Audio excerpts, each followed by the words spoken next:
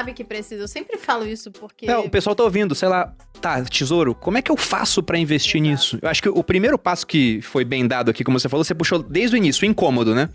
Eu imagino que tem muitos brasileiros hoje que eles entendem que se não fizerem nada, eles vão acabar dependentes do INSS. Não, amor, essa é a questão. O incômodo nem vem. Às vezes a pessoa nem sabe que ela precisa dessa reserva, que ela precisa investir. Eu era essa pessoa. Se não fosse por você, eu não teria ideia de que eu precisava ganhar mais dinheiro, investir o dinheiro. Isso foi com uma construção, que eu vou ler, nossa, é verdade. Se eu tiver mais dinheiro, talvez seja mais legal, Então, não é mesmo? vou provocar esse incômodo nas pessoas segundo uma estatística do IBGE.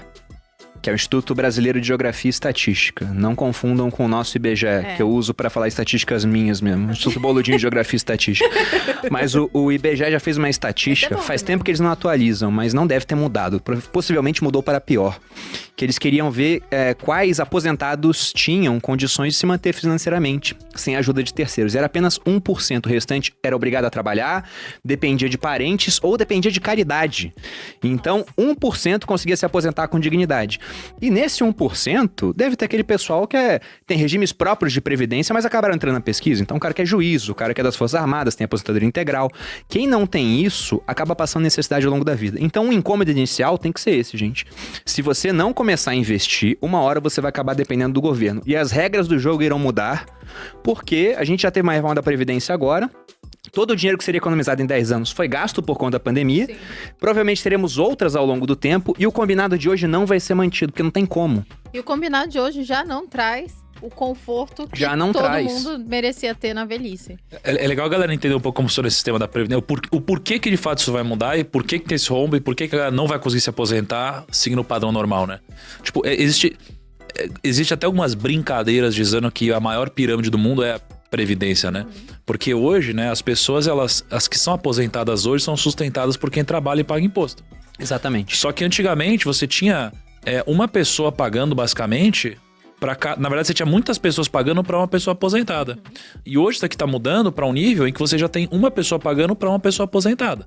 E como a gente não gera muito bem os recursos públicos, isso daqui tende a piorar cada vez mais e as pessoas vão ficando mais velhas. Então, chega uma hora que a casa cai, né? E o povo tá ficando mais velho, tá vivendo mais também. Essa é uma questão. O Bruno sempre conta essa história, que na verdade quando Previdência, né, teoricamente, foi inventada... Não, teoricamente não.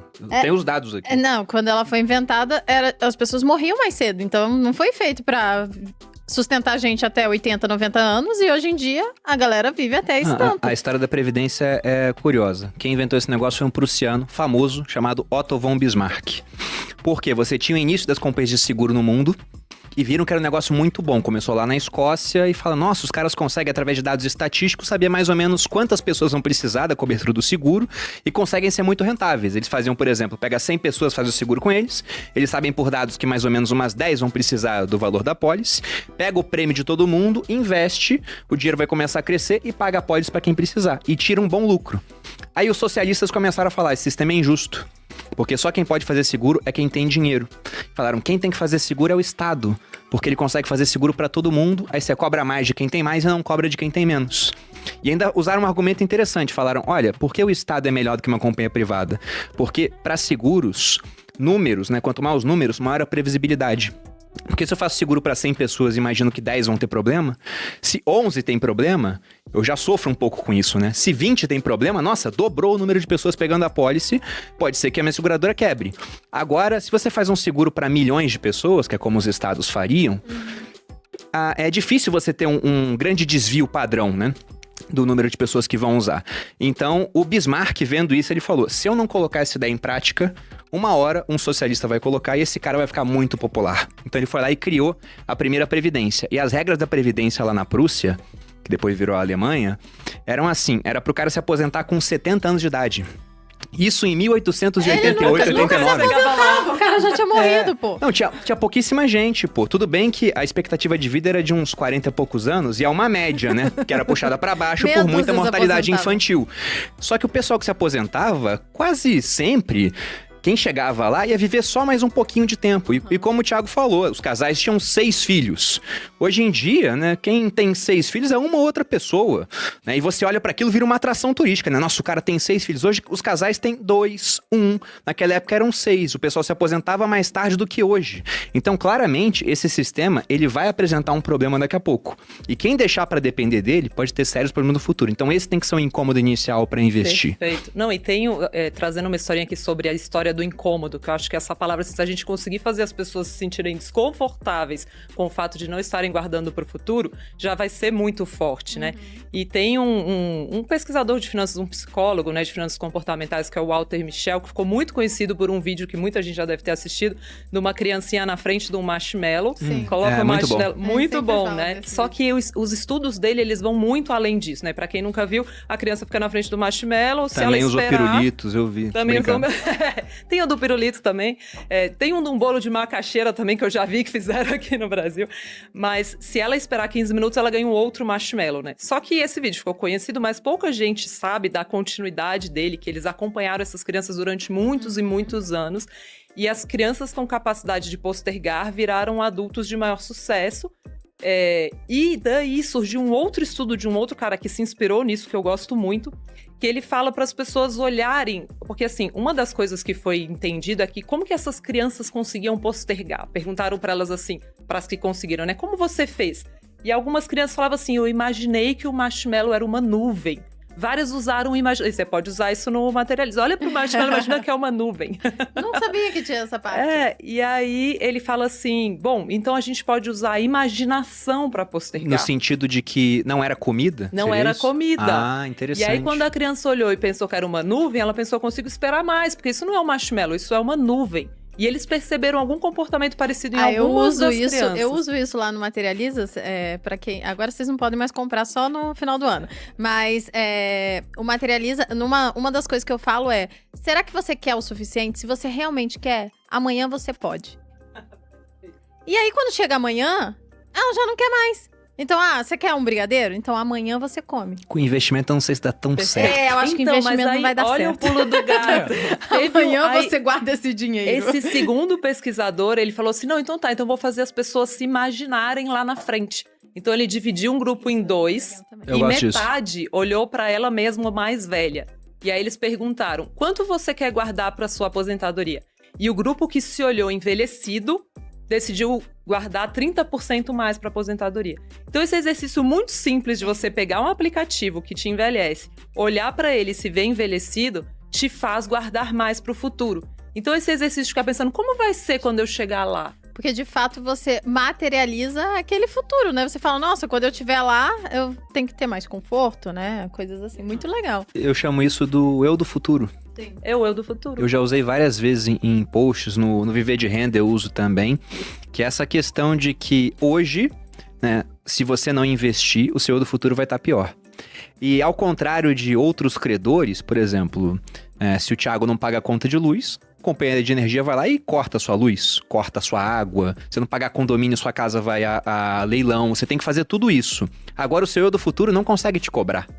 Ele não consegue chegar pra você e falar, Thiago, aporta mais aí. Ou você não pagou, né? Não investiu a parte que você investe todo mês, esse mês tem que pagar a multa. Esse cara não consegue fazer isso. Depende da gente pra fazer isso. Ele é um credor, só que ele é um credor, né? Toothless, né? Sem dente. Ele não consegue morder a gente. E se a gente não fizer isso, lá na frente o que vai acontecer? A gente vai estar mais velho, provavelmente com uma capacidade laborativa que vai cair ao longo do tempo.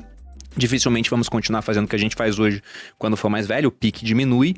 E além disso, tendo em conta que a pessoa que vai ficando mais velha vai tendo gastos maiores com saúde, então por isso que muita gente gosta de investir no setor de saúde, é uma demanda já contratada, esse cara vai ter mais despesa, lá na frente as coisas vão ser mais caras, porque a inflação vai penalizando, né, vai tirando o poder de consumo do dinheiro. Então, se a gente não investir pensando nesse cara, ninguém tá pensando nele. Ele vai passar necessidade lá na frente. É isso. E aí, revertendo a questão da Previdência Pública que vocês falaram de fato, né? Eu nunca tinha ouvido isso, achei bem legal que o Nico falou. A questão de você, na verdade, ser quase uma pirâmide financeira, a Previdência Pública, né?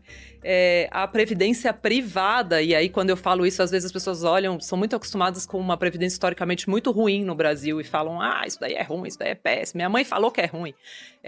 Tem umas mamatas bem legais de imposto de renda, de economia de imposto de renda, né? O Bruno O Bruno conhece esse também. Isso é bem legal, assim, porque as pessoas às vezes menosprezam os tais dos PGBLs e VGBLs da vida, porque afinal botaram um nome horrível nessa porcaria desse produto, né? É plano gerador, benefício líquido. Que diabo é isso, gente? Um monte de palavra desconectada, uma grudada na outra. Mas tem vários benefícios legais de economia de imposto. E lá não tem essa comunicação entre o seu dinheiro e de outra pessoa. Eu tô acumulando pro eu futuro, né? E não pra minha mãe, pra minha avó e tal. Realmente o meu dinheiro é investido para mim mesma.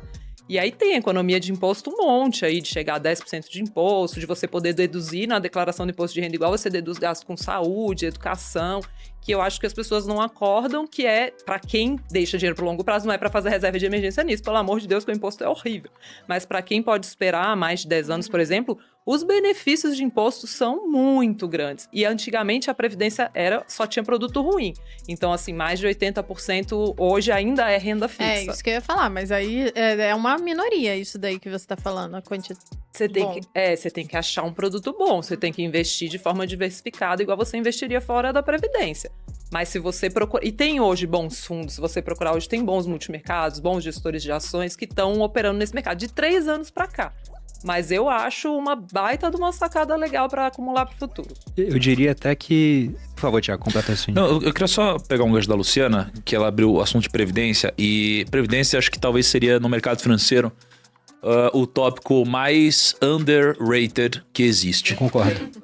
Por quê? Porque talvez seja o melhor veículo de investimentos que existe para o investidor de longo prazo. Sim. Que tem ali talvez abaixo de uns 10 milhões de reais, que é na maioria. E tem benefícios que poucas pessoas conhecem, mas todos poderiam acessar hoje, né? Então, quando a gente fala do longo prazo, e a gente está falando basicamente de uma mistura entre sacrifícios e fator temporal, né? O sacrifício de abrir mão do presente para poder colher no futuro. Quando você tem, depois do incômodo, você começa a buscar conhecimento e começa a entender como funciona. E pensar no futuro é um exercício ingrato, porque a gente acabou de falar dos incômodos, de que o corpo te incomoda, você vai emagrecer. O fogo te incomoda, você vai tirar a mão do fogo. A doença, você vai se cuidar. Você não vai se incomodar com o futuro até o momento que você faça um exercício intelectual mais profundo. Quando você começa a fazer esse exercício, você vai acabar parando em, ok, preciso de conhecimento. Qual conhecimento? Sobre dinheiro. Quando você entende sobre dinheiro, você para em Previdência, que é um puta veículo, você descobre que tem muitas taxas ocultas que ninguém conhece, nem o seu gerente de banco e nem aquelas pessoas que te vendem a Previdência, né? Então, eu lembro que... Vocês sabem que o primo começou por causa de Previdência? Não sabia. Não. O primo começou por causa de Previdência. Então, assim... qual que era a minha cabeça? O investimento mais popular do Brasil é a poupança. Todo mundo conhece. O segundo mais popular é a Previdência. Todo mundo conhece também. Só que todo mundo sempre falou de poupança. Não tinha ninguém falando de Previdência na época. E o upside de você sair da Previdência ruim e ir para uma boa é muito maior do que sair de uma poupança e ir para outro investimento. E eu pensei, faz sentido como negócio. Mas ninguém tinha interesse nisso. Então eu comecei a aprofundar muito em Previdência e eu descobri coisas fantásticas, né? Então, por exemplo, existe uma coisa chamada tábua atuarial. A tábua atuarial é o que a gente está falando sobre a Previdência, que você já tem uma expectativa de vida, né? Então, quando você contrata uma Previdência, existe uma coisa chamada tábua atuarial que você já contrata, mas você não sabe. E nem a pessoa que te vendeu te fala o que é. Então, qual que é o jogo? Imagina que, no futuro, existe a possibilidade, se você quiser, de converter sua Previdência em renda. Geralmente não faz sentido. Por que não faz? Porque a sua tábua atuarial é ruim. Então, esse senso comum de que não faz sentido converter em renda, ele é um senso comum, de fato, que não está alinhado ao conhecimento. Porque se você tiver uma boa tábua atuarial, talvez faça sentido. O que é a tábua atuarial? Você contrata um plano, você tem hoje 30 anos de idade, por exemplo, e está escrito no plano que você vai morrer com 60 anos de idade, por exemplo. Só que se você converter com 55 anos de idade, o que você tem de previdência em renda, e você viver até os 80 anos de idade, você vai ganhar muito dinheiro. Porque pelo cálculo deles, você só ia viver mais 5. Mas o que acontece hoje com todas as pessoas que contratam Previdência? Eles contratam Previdência com uma tábua que se atualiza sozinha. Isso significa que quando você for, de fato, ter a possibilidade de resgatar, a conta vai estar contra você. Então, eu acho que qual que é a dica? Primeiro, acho que é legal seguir as dicas da Luciana Seabra em relação a previdências, mas especialmente buscar uma tábua atuarial bacana, uma taxa de excedente financeiro, e uma taxa de juros na conversão, que são 3 taxas ocultas que ninguém conhece de previdência e que podem mudar o seu jogo no futuro. É muito importante isso. Só que isso da tábua atuarial é cada vez mais difícil de achar uma tábua com expectativa de vida de 60, né? Porque como você falou, a seguradora não é besta. A seguradora, ela não faz negócio pra perder dinheiro. No final, ela vai funcionar, é uma analogia talvez meio cachorra,